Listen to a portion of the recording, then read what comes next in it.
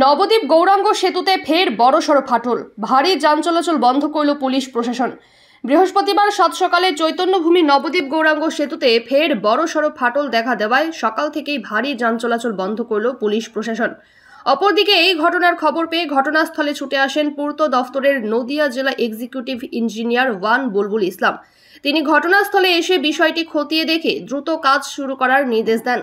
সেই মতো জেলা পূর্ত দফতরের পক্ষ থেকে গৌরাঙ্গ সেতুর যে অংশ ফাটল ধরেছে সেই জায়গাটি বাঁশ দিয়ে ঘিরে যুদ্ধকালীন তৎপরতায় শুরু হয় মেরামতের কাজ।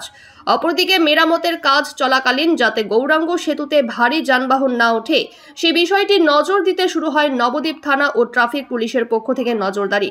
অন্যদিকে কৃষ্ণনগর থেকে বর্ধমান যাওয়ার পথে গৌরাঙ্গ সেতুর ক্ষতিগ্রস্ত এলাকা পরিদর্শন করেন রাজ্যের মন্ত্রী উজ্জ্বল বিশ্বাস। উল্লেখ্য থাকে যে আজ থেকে প্রায় 2 বছর আগে একই জায়গায় ফাটল ধরেছিল গৌরাঙ্গ সেতুতে।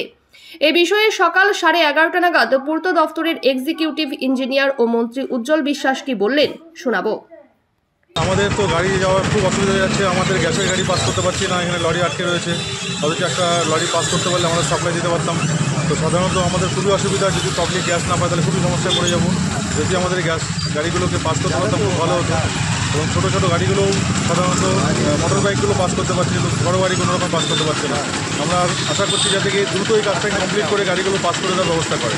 তো সেটা যদি করে দেয় তাহলে সাধারণ পাবলিকেরও সুবিধা হবে এবং আমাদের সাপ্লাই যদি আমরা ওখানে ঢোকাতে পারি তাহলে সেক্ষেত্রেও আমাদের সুবিধা হবে। তো আমরা প্রশাসনের কাছে নিশ্চয়ই আবেদন করছি যাতে কি এই কাজটাকে দ্রুত করে দেওয়ার ব্যবস্থা করা হয়। এর জন্য আমি সবাইকে জানাচ্ছি। অল্প একটু সমস্যা মনে হচ্ছে, আমরা ডিটেল ইন্সপেকশন করছি, করে ফাইনাল কী হয়েছে বলতে পারবো।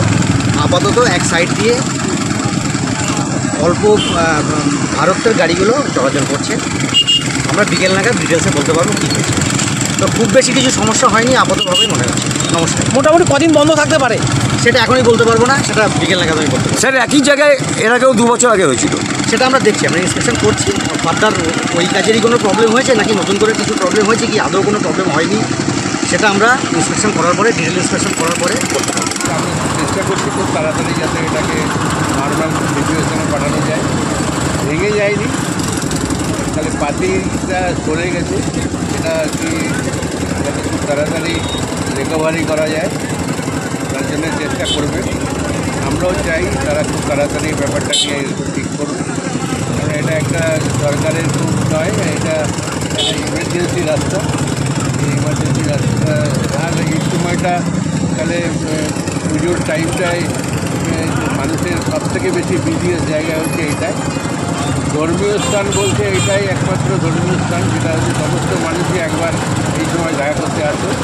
নবদ্বীপ এমন একটা জায়গা, কারণ যাই হোক না কেন আমরাও চাই যেন একটু তাড়াতাড়ি এটাকে ঠিক পর্যায়ে নিয়ে আসতে পারে।